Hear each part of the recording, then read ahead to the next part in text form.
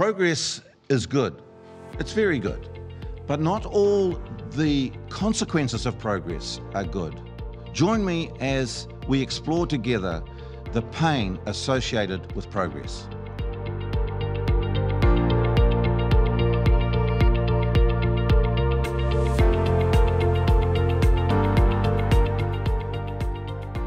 For the last 20 years, I've kind of been out in the wild, really, just living a wild life. I was a heavy drinker, working in bars and things, got into the drugs and then at a young age, womanising, petty crime, I guess just looking for things to fulfil my life. Yeah, I was pretty broken, suffered through depression and trying to raise a family on my own. It's pretty tough. Over the last few months, I have been thinking quite deeply about the world that I grew up with in the 50s and 60s and the world that my grandchildren are growing up in these days. And my goodness, what a contrast. What unbelievable progress. Hi, I'm Alan Vink. Thank you so much for joining us today as I dive deeply into the subject of progress, the good side and the not so good side. I'm very excited to launch this new 4-part series today. Over the next 4 weeks, I'm going to unpack the subject that I have called Margin, Reserves for Overloaded Lives. But I need to be honest, I've stolen the title from a book that I first read back in 1996, that's 22 years ago, and found it not only extremely helpful, but very, very insightful. So I've used it as background reading for this series and for these talks. Here is the book. It's called Margin. This is, I think, the second, maybe the third edition. It is readily available from your nearest bookstore and certainly from Book Depository. And here's just the subtitle, Margin, Restoring Emotional, Physical, Financial, and Time Reserves to Overloaded Lives. It continues. Let me just read you a little piece from the introduction of the book. Margin is the space that once existed between ourselves and our limits. Today we use margin just to get by. This book and this series is for anyone who yearns for relief from the pressure of overload. Reevaluate your priorities, determine the value of rest and simplicity in your life, and see where your identity really comes from.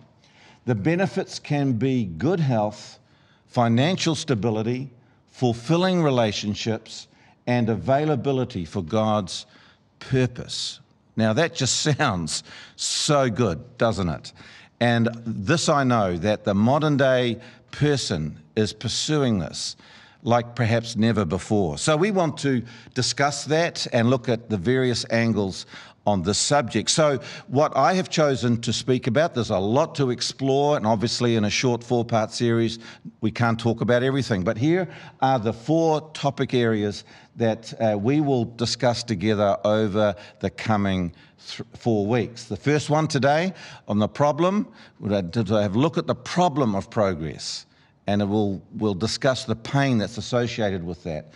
Next week, the prescription called Margin, and then the week after, the pursuit, what I've called the pursuit. The first part of that talk will be on simplicity, and the second talk will be on balance. So today, the problem of pain. Progress is good, of course it is. Mechanisation, in the early days, way back at the turn of the 19th century, people did most everything by hand. And then machines came along, and who wasn't happy about the discovery and the invention of new machines to be able to make agricultural, heavy lifting work easier and much more doable? Of course, it led into the Industrial Revolution of between 1760 and 1820. Think about the motor car. Oh my goodness, how the world changed with the discovery of the motor car in the 1800s, and then with Henry Ford in particular and the work that he did to produce these amazing cars that started to enable people to move and be more mobile so much more easily. Think about electricity in the 1700s. All of these things, this was all progress. It was phenomenal. And as you read some of the history around this, people were just amazed at these discoveries. It was all good. What's there not to like? I remember sitting in a university class in the 1970s, and it was in a marketing class, and I remember this so well. And the professor said to us, this was in the day, in the 70s, when we were on the advent of the computer age. And I remember him saying things like this: jobs would disappear and new jobs would arise. But overall, there would be a loss of jobs, and we would be facing very shortly, in the 80s and 90s, a 4-day week. Everyone would be on a 4-day week. Work would change. We would have more recreation. We would have more time to do what we wanted to do. There would be 8 weeks holiday a year. I mean, when I was listening to this as a young 20-year-old, I thought, my goodness, utopia has arrived. This sounds fantastic. Bring on the computer age. Well, looking back to those years, someone conned us. It wasn't all true. Someone told us a lie. But let's just track this for a few moments, because it's a fascinating little study. The first computer was started to be built in 1943, actually. Some of us think it was probably more like the 50s and 60s, but it actually was first built in 1943 at the University of Pennsylvania in USA. It took 3.5 years to build. Now get this, it took up 1,800 square feet, used 18,000 vacuum tubes, and weighed, would you believe, 50 tons. It became a tool of trade in the commercial sector in 1951. So this was this massive computer. I remember in my early days in the banking business, I started my working life in banking, and the Datacom down below the BNZ in Wellington, this massive floor of computer that was working in those days to process the transactions of the day. Massive thing, high security. It was fascinating. The internet went live to the world in 1991. Personal computers, or PCs, were commercialised on the mass market in 1997. So that's just 6 years after the internet went live. In fact, I still remember the old clunker of a computer in our little computer nook in our family room back when my kids were teenagers. Now think about this. The first telephone was invented in 1876.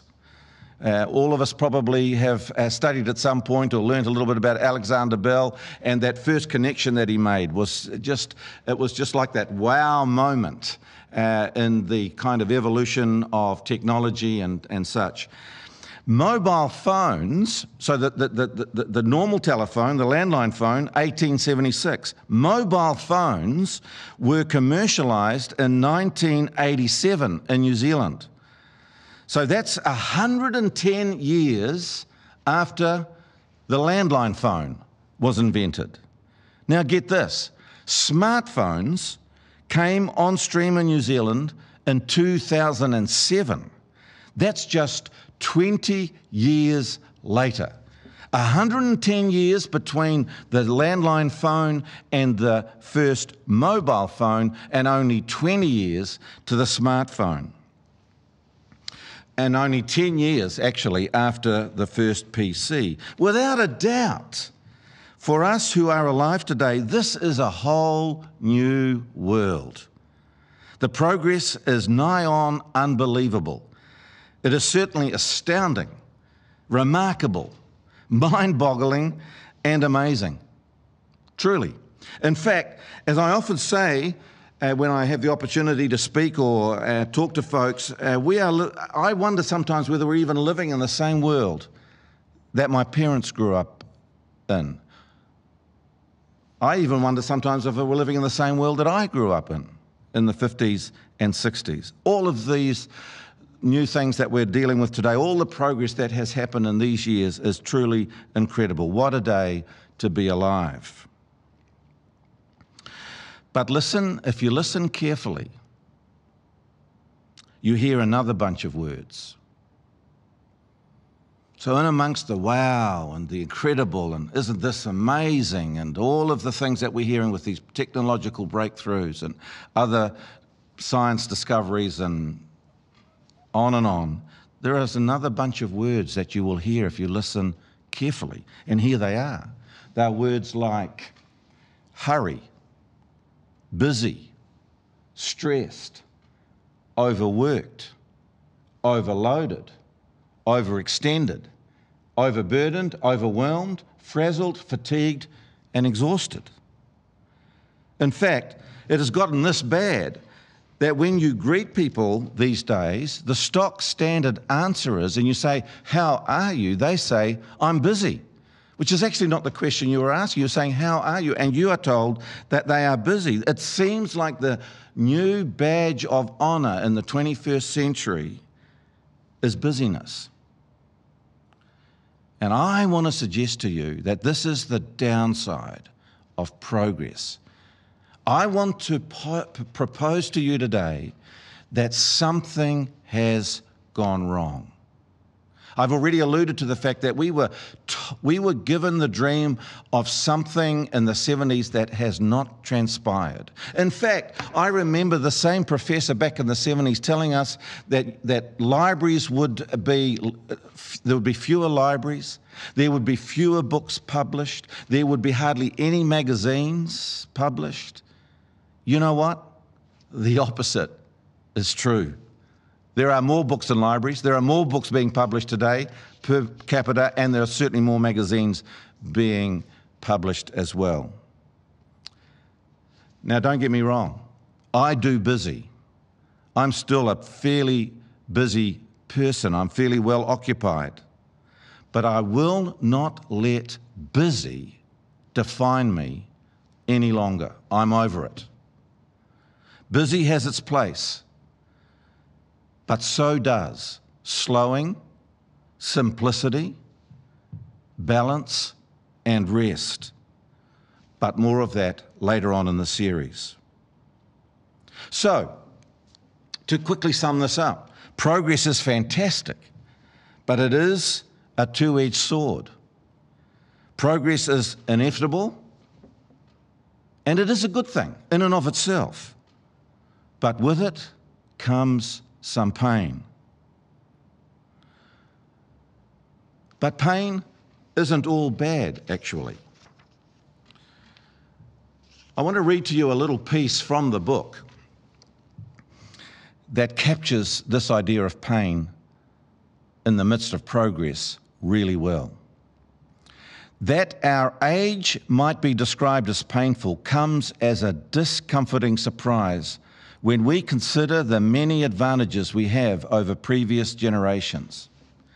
Progress has given us unprecedented affluence, education, technology, and entertainment. We have comforts and conveniences other eras could only dream about. Yet somehow, we are not flourishing under the gifts of modernity as one would expect. Why do so many of us feel like air traffic controllers, out of control? How come that the salesman can feel so stressed when the car is loaded with extras? The paycheck is bigger than ever. The vacation lasts 4 weeks of the year or more. How is it possible that the homemaker is still tired despite the help of the washing machine, the clothes dryer, the dishwasher, the garbage disposal unit, and the vacuum cleaner?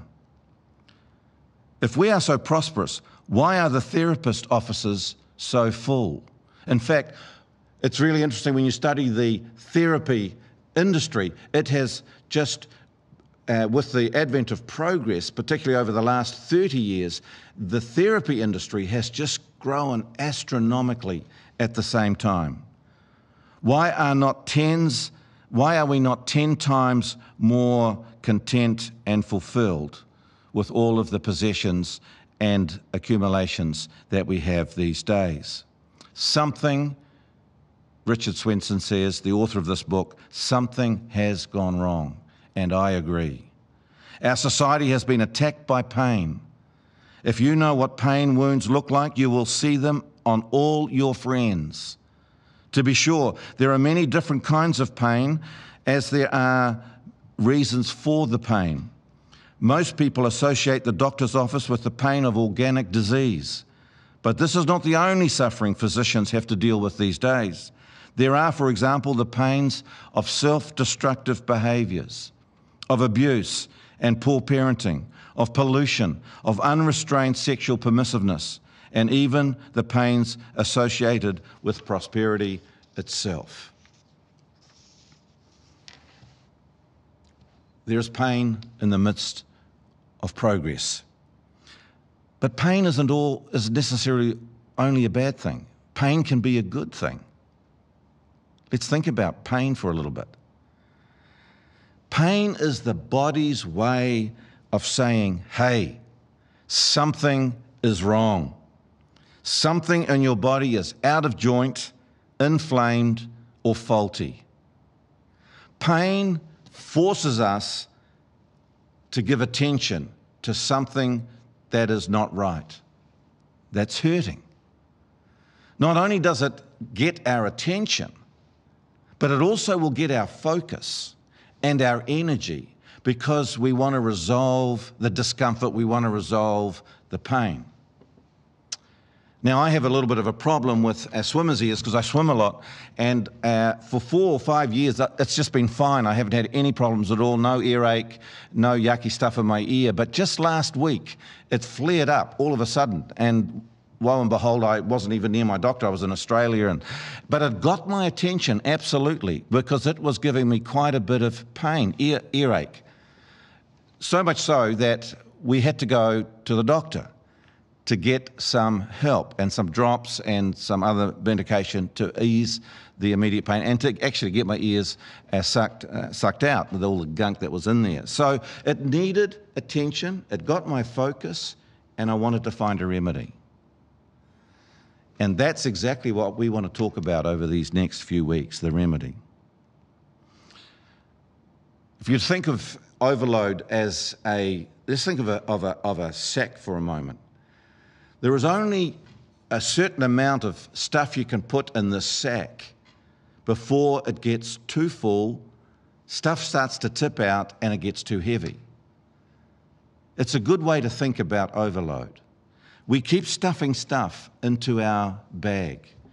Activities, choices, debt, information overload, pollution, possessions. Just think of possessions, would you? Look at the storage industry that has grown over the last 20 years. Oh my goodness. Storage sheds everywhere in all of our cities and even towns of New Zealand and all around the world. Traffic, work commitments, work hours. We just keep stuffing things in, and we are surprised that we struggle with the weight of life's responsibilities and the activities that we're engaged in. Like I said earlier, someone told us back in the 70s we're going to have a more restful existence in the turn of the century when the year 2000 started. Not the case. Life was going to be easier. Technology was going to solve all of our problems. But we're struggling for that to be the case. The Bible has a response to this. And as I conclude, I want to share with you a couple of what I think are very profound insights from the Bible, because that is not the way that God intended us to live. Hurry sickness isn't good for anyone. One of the remarkable things about Jesus, and I will talk about this again a little bit later on, is that he was the perfect example of somebody who lived life at a measured pace. Busy, lots of things to do, but at a measured pace. Never overloaded, never frenzied, never panicky. So here's the first verse out of Psalms. With progress, it becomes really easy to put your dependence and your trust in the stuff that progress has provided for us. One of the great challenges for the Christian community is to be careful that we do not put our trust and our confidence, or our faith, if you wish, in stuff, in things, as good as they are, but in God and God alone. And so the psalmist puts it this way, because back in the psalmist's day, 3,000 years ago, there wasn't the stuff that we have today, but there were horses and there were chariots, and they were strong kind of emblems of security and confidence that people could place their confidence in. And so he says, some people trust in chariots, some in horses, but we, namely the people of God, will trust in the name of the Lord our God. That's his affirmation. That's his commitment. We won't trust in all of that stuff. We won't put our confidence there. We will put it in God. That's a Christian response. And here is another really helpful verse from 1 Timothy, where he says, "Tell those rich in this world's wealth to quit being so full of themselves and so obsessed with money." Now, you could put, where the word rich is, you could put material possessions. So tell those that have lots of stuff in this world to quit being so full of themselves and so obsessed with money. This is a paraphrased version. It's from the Message, which is here today and gone tomorrow. And we all know that. We all know that we come into the world with nothing, and we will leave the world surely with nothing. Tell them to go after God. So Paul is saying to this young pastor, remind the people, even the people of this day, 2,000 years ago, not to get caught up in the world's progressive cycles, but to trust in God. Tell them to go after God, who piles on all the riches we could ever manage, to do good, to be rich in helping others, to be extravagantly generous. If they do that, they'll build a treasury that will last. That's the treasury that will last, gaining life that is truly life. You may not be familiar with these kinds of words, but what he is simply saying is that the essence of life, the joy of life, the fulfillment in life is not found in stuff. And again, I want to be sure I'm not misunderstood. Stuff is fine. My goodness, am I glad for the stuff that's enabling this broadcast to happen? For sure. But do not place your confidence here. That's what these two verses are saying. Place it in God, the one who is able to take our burdens, our challenges, our pain, and help us to live more quietly, more slowly, more restfully, if you please. So that's our challenge. And maybe today you would like to think a little bit about that and think, well, maybe I just got to get off this bus called progress for a little while and think about life a bit more and see how I can find a more measured way of living, a more joyful way of living, a more fulfilling way of living than all of this hurry and busyness that at the moment assaults my life.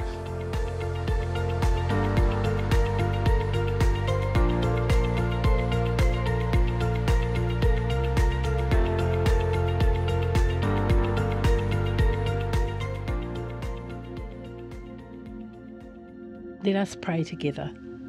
Father God, in this gracious moment of prayer, we thank you that you give us life. We sense that you want us to face up to what is out of kilter in our lives, and we wonder what is essential and what we need to change in order to be healthy. Draw near and show us how to live. Where do we need your therapeutic touch, O Lord? What and where do we need to change in order to live well? Help us to face into our struggles and lean into God for his strength and life. Help us to understand margin and the gift of margin that you alone can bring into our lives. We pray these things in your wonderful name. Amen. Welcome to Faith Stories. Today I've got with me Carlos Dobson, and he has 3 beautiful kids. He's a student in teacher training, and he's also a fitness instructor. Thanks for coming along today, Carlos. No worries. Hi, Jenny. How are you? Good. Now tell us a bit about what your life was like before you became Christian. Well, for the last 20 years I've kind of been out in the wild, really, just living a wild life. I was a heavy drinker, working in bars and things, got into the drugs and then at a young age, womanising, petty crime, things like that, and I guess just looking for things to fulfil my life. And I was pretty broken, suffered through depression and things like that, trying to raise a family on my own. It's pretty tough. It would have been tough. And you actually knew about Jesus when you were a little child. Yeah, I did, yeah. So when I was about 10 or 11, my dad, he was a Christian, so we'd go to church quite regularly for, must have been, best part of half a dozen years. And so I invited Jesus to come and live in my heart when I was a young boy, not really knowing what it was, but kind of, it was, following my dad's footsteps, I guess.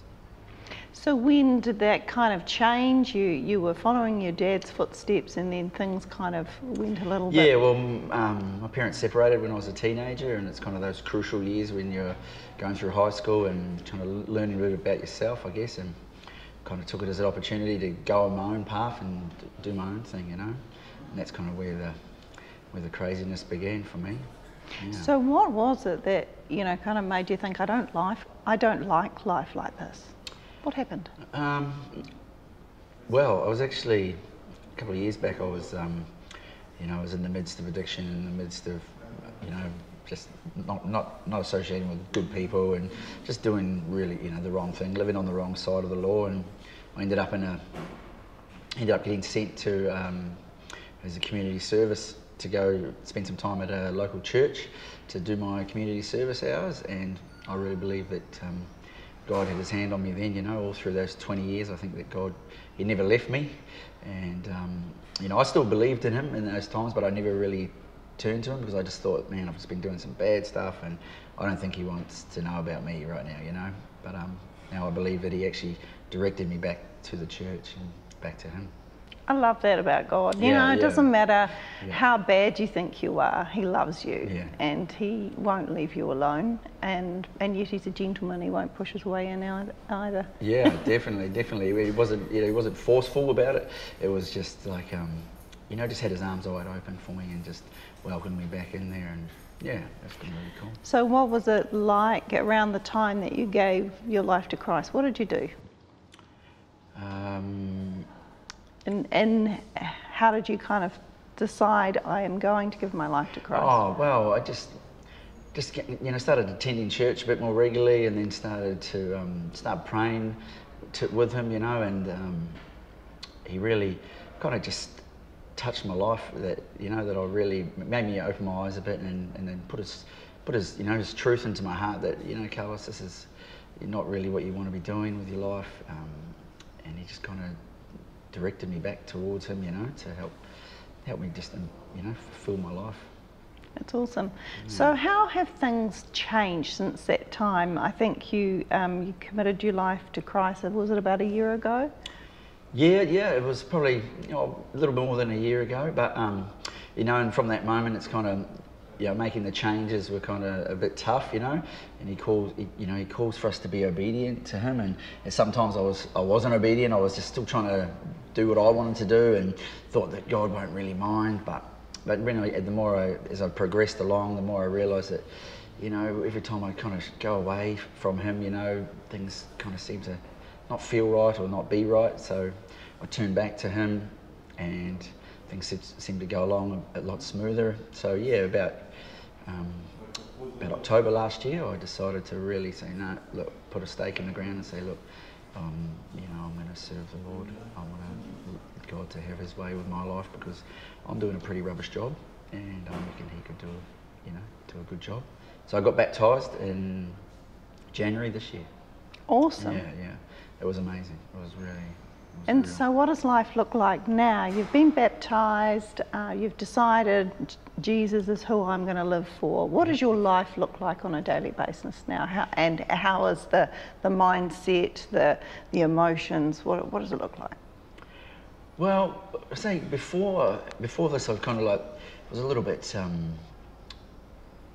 I don't know if ashamed's the word, but just a little bit scared to be out saying, yeah, I'm a Christian and, you know, I live for Jesus. But now he's taken away that, you know, that fear of being persecuted. I just speak out about it in all kind of surroundings that I'm in, with my family, with friends, people I meet. You know, a couple of the big things in my life were I used to actually be really angry, really struggled to be patient with my kids. I used to swear like a trooper, you know, and it's interesting now that when I hear other people swear, I kind of cringe. My language is just totally being cleaned up, which is really amazing for me. My kids even noticed, you know, Dad, you just don't get angry anymore, why not? And I'm like, I just say it's the peace of God, you know. I just ask God for patience, and he helps me to, you know, be more patient with my kids, be more loving, just more gentle, just with everyone I meet, you know, a bit more patient. Even driving the car, you know, people cut you off. I just gotta like, oh, poor guy, must be in a hurry, must be late for work, you know, and just gotta think, how's life for them, you know, instead of all about me.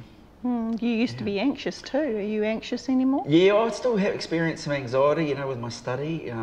You know, assignment time or exam time, the crunch time, it's always, things get a bit fearful. And I guess back in, you know, my old life, I would turn to those things like drinking and, you know, or eating or whatever it was that would help me to kind of cope. But now I just rest in the Lord, you know, and ask him for some strength and just to help take those things away and just to help me to, you know, endure the storm that I'm going through. And he delivers every time, you know, every time he's delivered, and I'm just like, wow, how does he do this? You know, it's amazing. So Jesus works. Yeah, it's cool. It's really cool. He's, you know, we can take him for who he is, can't we? Yeah. And I just kind of think that, you know, we're always looking for these other things in life, but he's actually more than enough. You know, he's everything that we need. That is fantastic. Thank you so much, Carlos. What a wonderful testimony. The song that I'd like to recommend for you to have a look at today is by Danny Gokey, called Tell Your Heart to Beat Again. First time I heard it, actually, just the other day, and I really love it. Yesterday is a closing door, he sings. You don't live there anymore. Say goodbye to where you've been and tell your heart to beat again. Great song. Hope you enjoy it. Thank you so much for joining with us today, and I hope that you have a great week. Look forward to seeing you again next week. God bless.